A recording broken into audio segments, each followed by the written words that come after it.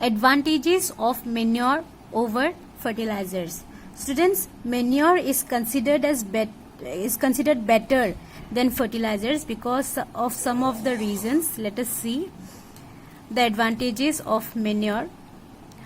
Manure, it enhances the water holding capacity of the soil. I have talked about it, right? Next, it makes the soil porous, due to which exchange of gases can take place easily. So it will make the soil porous.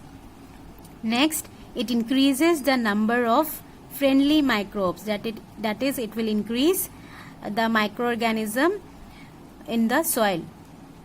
Last, it improves the texture of the soil. So manure also helps in improving the texture of the soil.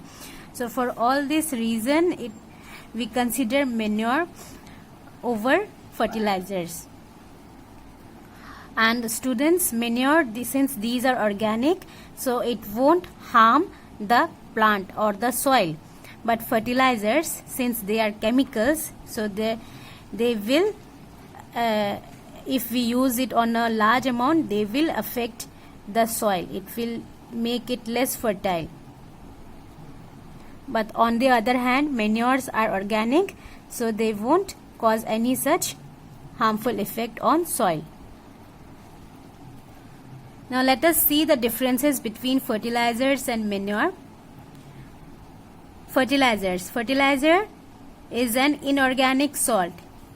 Fertilizers is an inorganic, while manure was organic, right? So manure is a natural substance obtained by decomposition of cow dung, human waste and plant residue. So manure is organic, fertilizers are inorganic. Fertilizer is prepared in factories. Manure can be prepared in field. A fertilizers does not provide any humus to the soil. Manure provides a lot of humus to the soil. Since we have studied that manure, it will increase the number of friendly microorganisms in the soil. So as a result of which, it will provide humus to the soil. But fertilizers does not provide any humus to the soil. Fertilizers are very rich in plant nutrient like nitrogen, phosphorus and phosphate. So fertilizers, they will be rich in nitrogen, they will be rich in phosphorus and in potassium. They will be rich in potassium. Manure is relatively less rich in plant nutrient. Here in fertilizers, we will use a particular nutrient. Like if we want to increase nitrogen content, then we will add that that fertilizers. But here, manure is relatively less rich in nutrient. So students, you need to remember these differences between fertilizer and manure. This is very, very important. Now let us see what is crop rotation. Students, we have seen that to replenish the soil, farmers, they can add manure to the soil to replenish the soil. Another method to replenish soil with nutrients is by crop rotation. So this is done by growing different crops alternatively, one after another, in the same land.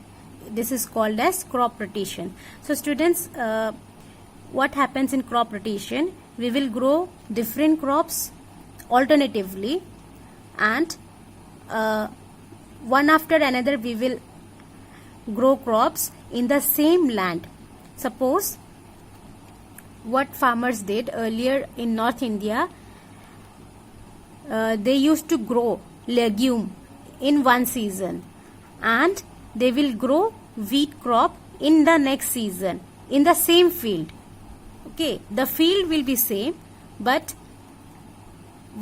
in one season they will grow legume, and in another season they will grow wheat plant.